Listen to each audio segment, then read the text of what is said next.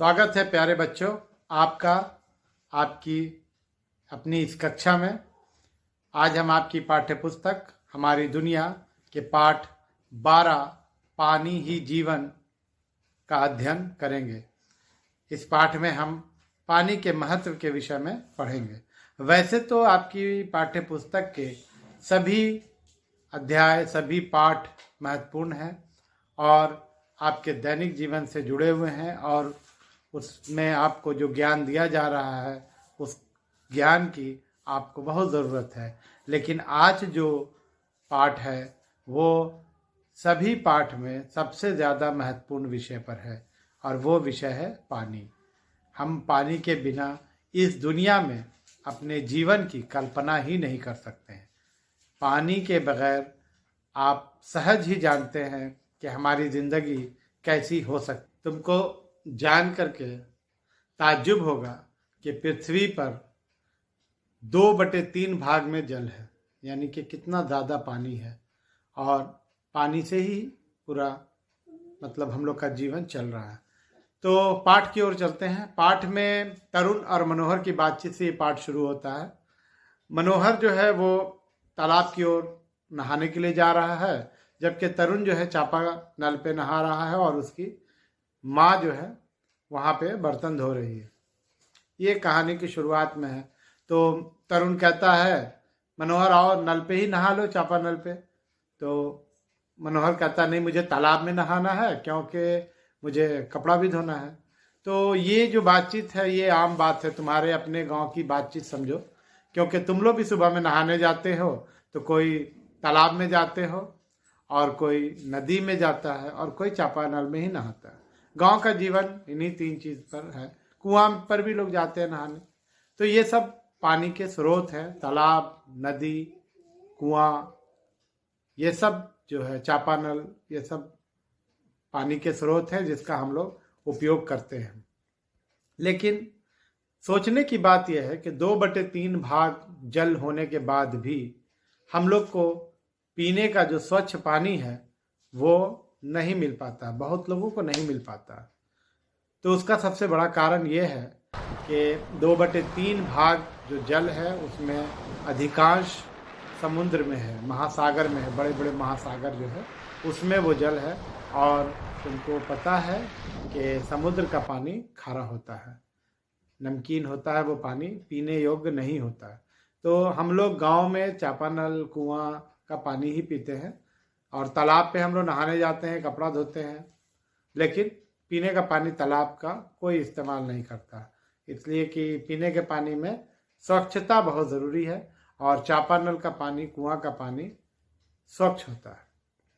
तो पानी का कहाँ कहाँ स्रोत है, ये अगला जो हिस्सा है पाठ का, कहाँ कहाँ पानी, उसमें कहता है 3-4 बात बताई गई तुमको। जैसे एक मीना लड़की है, तो मीना जो है वो शहर में रहती है। तो शहर में पानी का क्या स्रोत है? आप में से बहुत सारे बच्चे शहर में रहते हैं तो वो जानते हैं कि शहर में चापानल नहीं होता है बल्कि सप्लाई वाटर होता है। हालांकि शहर में भी चापानल होता है लेकिन गांव की तरह नहीं होता है। वहाँ नल से पानी आता है, पाइप का वायरिंग किया हुआ रहता है और सप्लाई वाटर जो है वो आता है। तो वो पानी जो आता है वो मीना के घर पर आता है और कभी कभी मेहमान आ जाते हैं तो मीना के घर में पानी कम हो जाता है, शॉर्ट कर जाता है। तो वो लोग, उसके जो घर वाले हैं, माता पिता, वो पानी बचाने पर ध्यान दे रहे हैं। अगली बात जो हो रही है वो मनोहर की है जो गांव में रहता है और वो लोग कुआं का पानी उपयोग करते हैं। तो कुआं का पानी जो होता है वो सभी लोग अपना जा करके कुआं से ले लिए, उसमें घिरनी लगी हुई है, जल्दी जल्दी रस्सी से नीचे बाल्टी गई, पानी भर के ऊपर लाए। तो तुम लोग भी बहुत सारे बच्चे जो हो वो कुआं के पानी को खींचने का अनुभव रखते होंगे। तो उनके घर पे मेहमान अगर आ भी जाए तो कोई दिक्कत नहीं होती है। क्यों? इसलिए कि कुआं में तो बहुत पानी रहता है। तो इसके बाद अगला जो घर है वो है सबीना का। सबीना जो है वो पहाड़ी इलाके में रहती है और पहाड़ी इलाके में कुआं नहीं है। तो सरकार जो है चापानल उन इलाकों में लगवा देती है।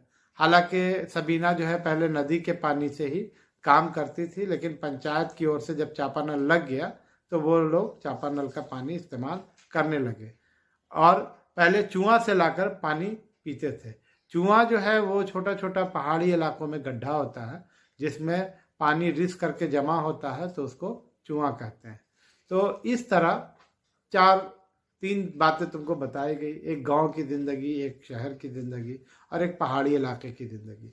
तो पानी का जो स्रोत है हर जगह अलग अलग है, लेकिन जो पानी का मुख्य स्रोत है वो है नदी, तालाब, कुआं, चापानल, ये सब पानी का स्रोत है। शहरों में लोग बड़ी बड़ी टंकी बना करके रखते हैं, उसमें पानी जमा करके रखते हैं कि उन्हें ज़रूरत पे काम आएगा, इसलिए कि कई बार ऐसा होता है कि नल में सप्लाई बंद हो गई तो फिर शहर में कहीं पानी नहीं होता। और हम लोग के देश में लोग तालाब बनाने में बड़े माहिर होते हैं। बहुत बड़े बड़े भारी भारी पत्थरों को मतलब लोहे के छड़ से ढाल करके घेराबंदी कर दी जाती है, तालाब के किनारे चबूतरा बना दिया जाता है और उस चबूतरे पर लोग जो है अपना सीढ़ी बना करके नीचे उतरते हैं और उसके बाद वहाँ कपड़ा उपड़ा धोते हैं और घेराबंदी रहती है, पानी उसमें जमा रहता है। तो हम लोग के देश में तालाब जो है बहुत होता है। अभी तो हमारे झारखंड में तो गांव गांव में तालाब है और फिर उसमें मछली भी रहती है, मछली भी लोग मारते हैं उसमें, तो मछली पोसते हैं, फिर एक बार मछली निकाली जाती है तो फिर वो मछली पूरे गांव में बढ़ती है अगर वो सबका तालाब है। और अगर किसी खास आदमी का तालाब है तो फिर वो आदमी उसको ले जा करके बेचता है। तो गांव में तालाब जो है एक आम बात है। और तालाब पे एक खास बात और ये होती है कि जितने सारे लोग हैं गांव के, सब लोग आकर के भी अगर वहां पर बैठ जाए चारों तरफ तो वहां पर जगह की कमी नहीं होती है। तो ये हुआ पानी का हम लोग के जो स्रोत है वो। लेकिन एक बात बहुत महत्वपूर्ण है, वो ये है कि पानी बहुत कीमती है और यही पाठ का अगला हिस्सा है, बूंद बूंद की कीमत। पानी इतना महत्वपूर्ण है कि हम लोग उसको बहाते टाइम सोच नहीं पाते हैं और हम सब लोग को इस बात का ध्यान रखना चाहिए कि हम लोग कम से कम पानी का उपयोग करें और बर्बाद ना करें। आओ हम तुमको राजस्थान की कहानी बताते हैं। राजस्थान अपने देश में एक राज्य है जहाँ पानी की बड़ी किल्लत है। वो एक तरह से मरुस्थल है, रेगिस्तान है, वहाँ बालू बहुत है। तो वहाँ पे पानी की जो दिक्कत है उसमें तुम्हारे किताब में भी बताया गया है कि जैसलमेर जो है वो वहाँ का एक जगह है, वहाँ के बहुत से इलाके ऐसे हैं जहाँ साल में सिर्फ 10-12 दिन बारिश होती है। अब सोचो इतना कम बारिश होती होगी तो क्या हाल होता होगा। वहाँ की नदियाँ भी साल में कई महीने पानी नहीं रहता, नदियों में भी पानी नहीं रहता, सूखी हुई नदियाँ रहती हैं। अब बरसात होगी नहीं तो पानी नदी में कहाँ से आएगा। तो वहाँ की हालत यह है कि राजस्थान के लोग बारिश की हर बूंद की कीमत जानते हैं और वो पानी की बूंदों को इकट्ठा करने के लिए राजस्थान में तालाब और जोहड़ बनवाए जाते हैं। तालाब में से कुछ पानी ज़मीन सोख लेती है, इसलिए कि तालाब तो ज़मीन में से है, लेकिन वो इसकी कदर समझते हैं और इस तरह ज़मीन से आसपास के कुओं और बावड़ियों में भी पानी पहुंच जाता है। आसपास की ज़मीन भी नम और उपजाऊ हो जाती है। घर में भी बारिश का पानी ज़मीन के नीचे बने टैंक में इकट्ठा करने का इंतज़ाम है। इसको हम लोग कहते हैं वर्षा जल संग्रहण। तुम जो फोटो में देख रहे हो अभी, उस फोटो में जो दिखाया जा रहा है कि बरसात का पानी छत पे गिर रहा है और छत पे वो पानी जो है फिर पाइप के जरिया नीचे एक ठो टंकी में चला जाता है और उसको वर्षा जल संग्रहण मतलब बरसात के पानी को जमा करने का काम किया जा रहा है वहाँ पे। अब एक सवाल बच्चों से, क्या आपने कभी बावड़ी देखी है? बावड़ी, बावली या कहीं उसको वाव भी कहते हैं। वो कुआं के चारों तरफ रास्ता बना करके, एकदम सीढ़ी नुमा रास्ता बना करके नीचे उतरने का जो रास्ता होता है वो होता है।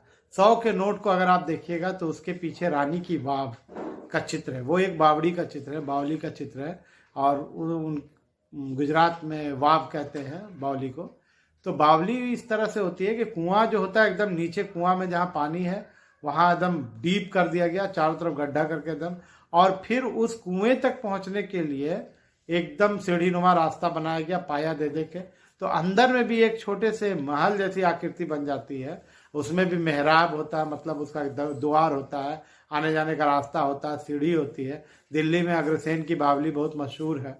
तो इन बावलियों को पहले बनाया जाता था जब राजा महाराजाओं का दौर था, तो वो लोग जो है टहलते हुए धीरे धीरे उतर के कुआं के पास जाते थे और वहीं स्नान ग्रहण करते थे। और फिर लोगों को भी जब पानी की ज़रूरत होती थी तो लोग उस बावली से पानी लेते थे।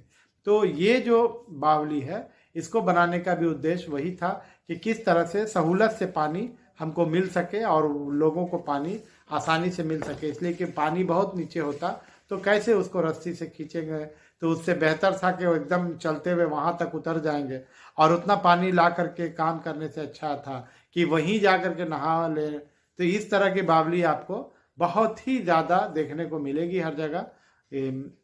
आपको राजस्थान में है, दिल्ली में है, लखनऊ में है, तो ऐसे बड़े बड़े शहरों में जो पुराने ज़माने के बड़े शहर थे उन जगहों में ऐसी बावलियों का होना आम बात था।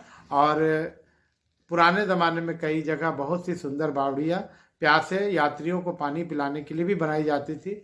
और आजकल बहुमंजिला इमारतों में लोग डीप बोरिंग से मोटर द्वारा पानी ऊपर चढ़ाते हैं। ये आप भी जानते होंगे, देखा होगा। और आप में से बहुत सारे स्कूल में जो अभी जल मीनार लगी है जिसमें सोलर प्लेट से मोटर चलती है, तो उसमें भी डीप बोरिंग होता है और पानी को ऊपर टंकी में चढ़ाया जाता है और फिर वो पानी आपके हाथ धोने के लिए, पीने के लिए और बाथरूम यानी शौचालय के लिए उपलब्ध होता है। तो ये शहरों में आम बात है, शहर में हद से ज़्यादा डीप बोरिंग पेज नंबर 61 पे दिया हुआ है, जिसको आप कीजिएगा और इसको अपने विद्यालय के व्हाट्सएप ग्रुप में शेयर कीजिएगा। हम इस पर आपसे अगले दिन बात करेंगे और एक चर्चा करने का विषय आपको देके जा रहे हैं कि पानी को ऊपर उठाने के विभिन्न तरीकों पर आप चर्चा करें और बारिश के पानी को एकत्र करने के विभिन्न तरीकों पर चर्चा करें और उसे कॉपी में लिखें। तो शेष भाग अगली कक्षा में पढ़ा।